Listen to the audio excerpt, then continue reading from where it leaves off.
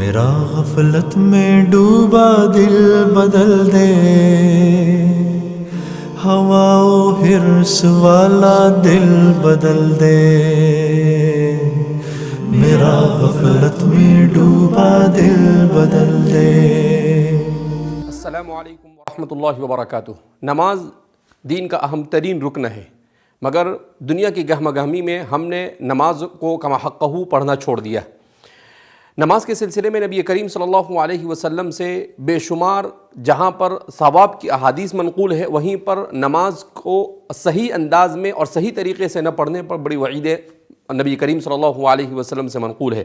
سیدنا حضرت ابو ہریرہ رضی اللہ تعالیٰ عنہ فرماتے ہیں کہ بعض مرتبہ ایسا ہوتا ہے کہ آدمی 60 سال تک نماز پڑھتا ہے اور اس کی نماز قبول نہیں کی جاتی۔ سوال کیا گیا کیوں؟ تو آپ نے فرمایا کہ لا یتم رکوعہا ولا سجودہا، کہ وہ رکوع اور سجدہ مکمل طور پر نہیں کرتا، یعنی سنت طریقے پر وہ نماز ادا نہیں کرتا ہے۔ حضرت عمر رضی اللہ تعالیٰ عنہ فرماتے ہیں کہ بعض مرتبہ آدمی بچپن سے لے کر بوڑھا ہونے تک نماز پڑھتا رہتا ہے مگر اس کی ایک رکعت بھی قبول نہیں کی جاتی ہے۔ پوچھا گیا کیوں؟ کہا اس لیے کہ وہ رکوع اور سجدوں کو اور نماز کو صحیح انداز میں نہیں ادا کرتا ہے۔ بعض روایتوں میں نبی کریم صلی اللہ علیہ وسلم نے اس پر یہ وعید بیان فرمائی ہے کہ نماز کا نہ پڑھنا گویا کہ اپنے آپ کو اسلام سے نکال دینا ہے۔ من ترک الصلاۃ متعمدا فقد کفر، جس نے نماز کو جان بوجھ کے چھوڑ دیا وہ اسلام سے نکل گیا۔ تو نبی کریم صلی اللہ علیہ وسلم نے یہ بھی فرمایا کہ صلو کما رأیتمونی اصلی، کہ تم نماز ایسے ہی پڑھو جیسا کہ مجھے نماز پڑھتے ہوئے دیکھو۔ تو نبی کریم صلی اللہ علیہ وسلم کے نماز کے طریقے کو حضرات صحابہ کرام رضوان اللہ تعالیٰ عنہم اجمعین دیکھتے تھے اور اسی کے مطابق نماز ادا کیا کرتے تھے۔ تو اس لیے ہم انہی احادیث کو سامنے رکھ کر یہ کوشش کرنے جا رہے ہیں کہ جیسے ہم نے اس سے پہلے نماز کے پروگرام کو تفصیل کے ساتھ بیان کیا تھا، اب اس وقت مختصر انداز میں ہم نماز کے طریقے کو بیان کرنے جا رہے ہیں تاکہ ہمارا ہر مسلمان نماز کو سنت طریقے کے مطابق ادا کرنے کا عادی بن جائے۔ جب ہم نماز سنت طریقے کے بعد ادا کرنے پر عادی ہو جائیں گے تو اللہ کا وعدہ ہے ان الصلاۃ تنہی عن الفحشاء والمنکر، کہ نماز بے حیائی سے اور برائیوں سے روکتی ہے۔ تو وہی نماز بے حیائی اور برائی سے روکتی ہے جس کو خشوع اور خضوع کے ساتھ پڑھا جاوے، جس کو سمجھ کر پڑھا جاوے، جس کو نبی کریم صلی اللہ علیہ وسلم کے بیان کردہ طریقے کے مطابق پڑھا جاوے۔ تو آئیے ہم جانتے ہیں کہ نماز کو سنت کے مطابق کیسے پڑھا جائے۔ سب سے پہلے جب ہم نماز شروع کریں گے تو ہمیں سب سے پہلے اپنی نماز کی تعیین کرنی ہوگی، یعنی نیت کرنی ہوگی کہ ہم کون سی نماز ادا کر رہے ہیں۔ ہم فرض نماز ادا کر رہے ہیں، سنت نماز ادا کر رہے ہیں، اور پھر اس کے بعد اس لیے کہ حدیث پاک میں آتا ہے انما الاعمال بالنیات، اعمال کا دار و مدار نیت پر ہے۔ تو آدمی کو سب سے پہلے وضو، اس کے بعد وضو کو اچھی طریقے سے وضو کرنا ہے، اور وضو کے بعد نیت کرنی ہے، اور نیت کے بعد نماز پڑھنی ہے۔ تو نماز کے لیے جب آدمی کھڑا ہو تو سب سے پہلے جب وہ کھڑا ہو تو اس کے پاؤں کی کیفیت کیسی ہو، وہ اپنی طبیعی حالت پر چھوڑ دے۔ نہ اسے بہت پھیلانے کی ضرورت ہے اور نہ اسے بالکل ملانے کی ضرورت ہے، بلکہ اسے طبیعی حالت پر چھوڑ دیا جاوے۔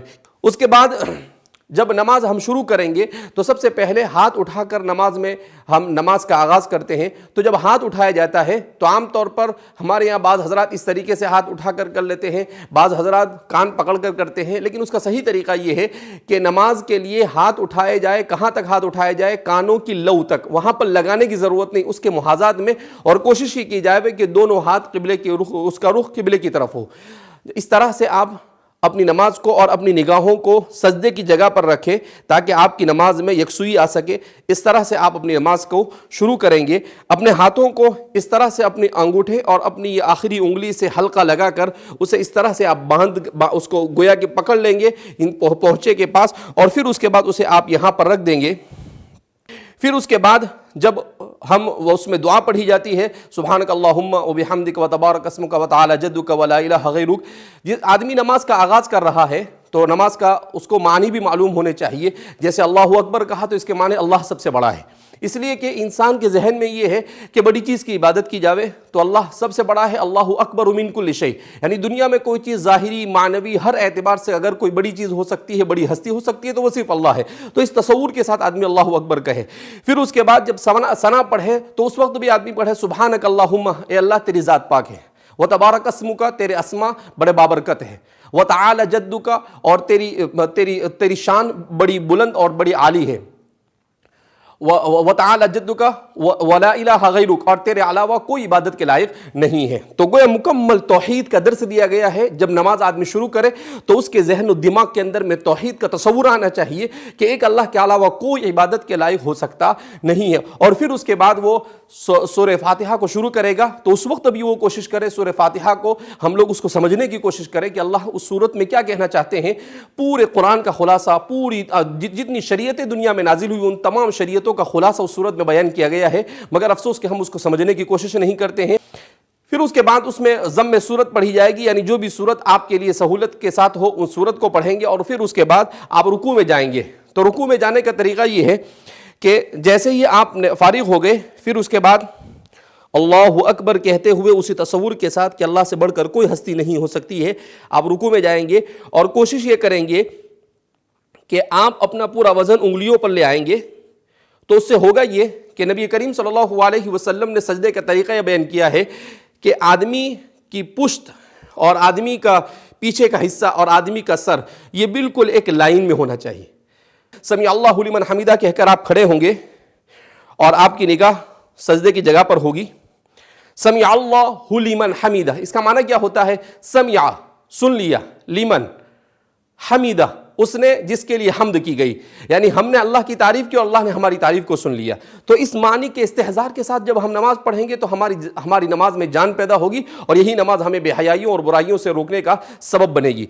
फिर उसके बाद हम अल्लाहु अकबर उसी अल्लाह की हस्ती के अजीम हस्ती के तसव्वुर के साथ अल्लाहु अकबर कहते हुए हम सजदे में जाएंगे, जो नमाज का अहम तरीन रुकन है।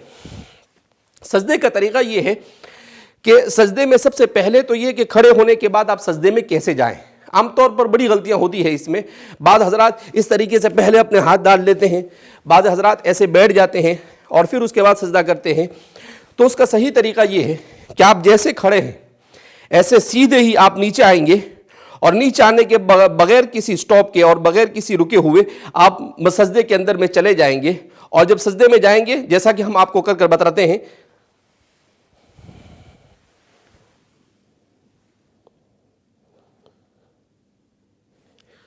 सजदे में आमतौर पर गलतियां ये होती है कि बाद हजरात इस तरीके से अपने हाथों को रखते हैं। ये नबी करीम सल्लल्लाहु अलैहि वसल्लम ने इसे मकरूह कहा है, यानी ये अमल पसंद नहीं किया गया। इसी तरीके से बाद हजरात अपने हाथों को ऐसा बिछा देते हैं, तो इस अमल को भी पसंद नहीं किया गया है। तो सजदा कैसे किया जावे कि अपने दोनों कोहनियाँ ये आपके घुटनों से दूर होनी चाहिए और आपके ये जो हिस्सा है हाथ का, ये दोनों हाथ का हिस्सा ये ज़मीन से उठा हुआ होना चाहिए और आपकी पेशानी और आपकी नाक ये ज़मीन पर टिकी हुई होनी चाहिए।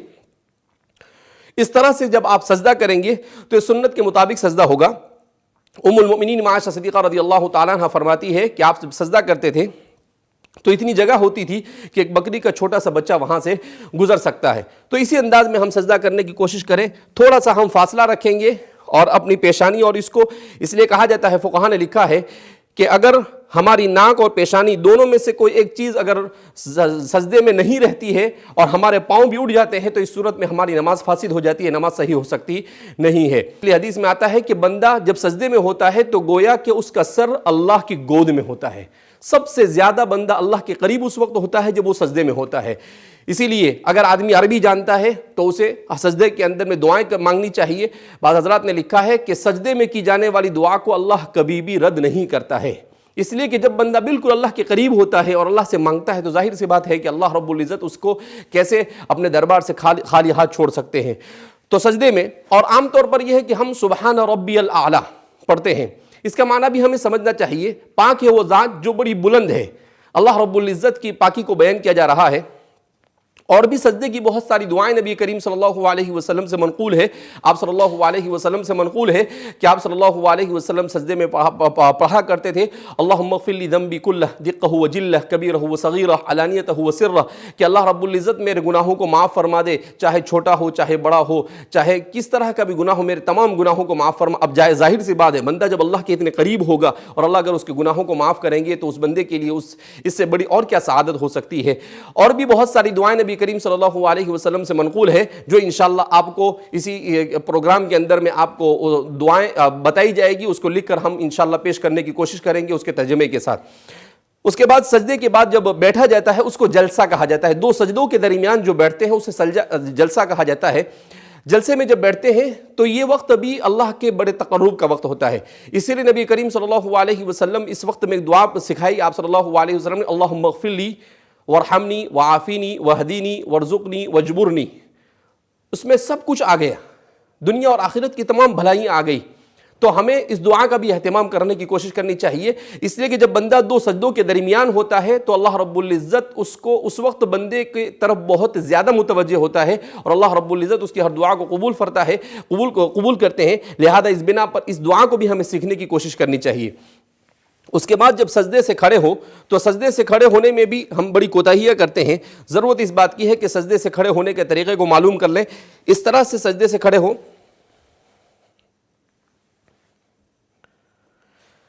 بہت سارے لوگ جب سجدے سے کھڑے ہوتے ہیں تو بعض مرتبہ ہاتھ سے سہارا لیتے ہیں۔ ٹھیک ہے، اگر آدمی بڑی عمر کا ہے، اسے کوئی تکلیف ہے، کوئی عذر ہے تو وہ کر سکتا ہے، لیکن جن کو کوئی عذر نہیں ہے انہیں تو سجدے سے سیدھا اسی طریقے سے کھڑے ہو جانا ہے۔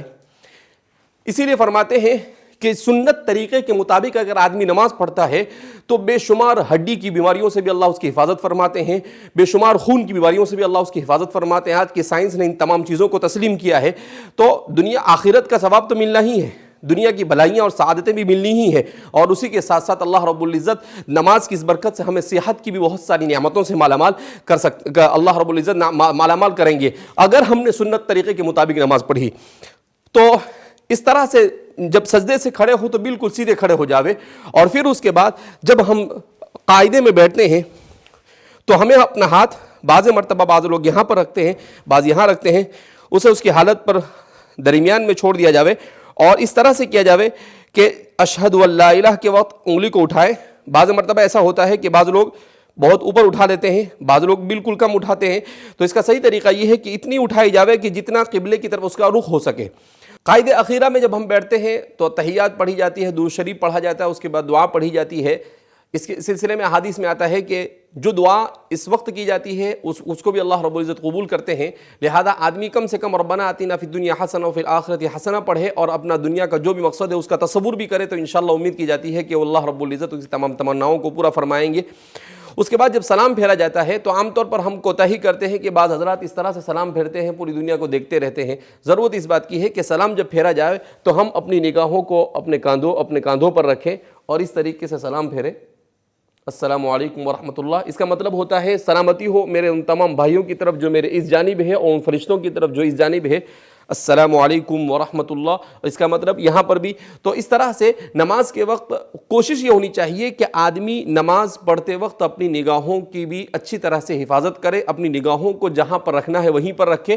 دعا میں بھی یہ ہوتا ہے کہ ہمارے یہاں پر عام طور پر جب دعا کرتے ہیں تو دعا میں بعض حضرات اس طرح سے اپنے منہ کو چھپا دیتے ہیں، بعض حضرات دعا میں، لیکن اس کا صحیح طریقہ یہ ہے کہ اپنے ہاتھ کو سینے کے سامنے رکھا جاوے اور اس طرح سے کھلا رکھا جاوے اور اللہ رب العزت سے مانگا جاوے، اور نماز کے بعد جو دعا کی جاتی ہے اللہ رب العزت ان دعاؤں کو قبول کرتے ہیں۔ نماز کے بعد بہت سارے اذکار ہیں، تسبیحات کا پڑھنا، جس کی بھی بڑی فضیلتیں وارد ہوئی ہے۔ بہرحال ہم نے یہ کوشش کی ہے کہ مختصر وقت میں نماز کے جامع طریقے کو آپ حضرات کے سامنے بیان کیا جاوے۔ امید کی جاتی ہے کہ آپ حضرات اس کی طرف توجہ دیں گے۔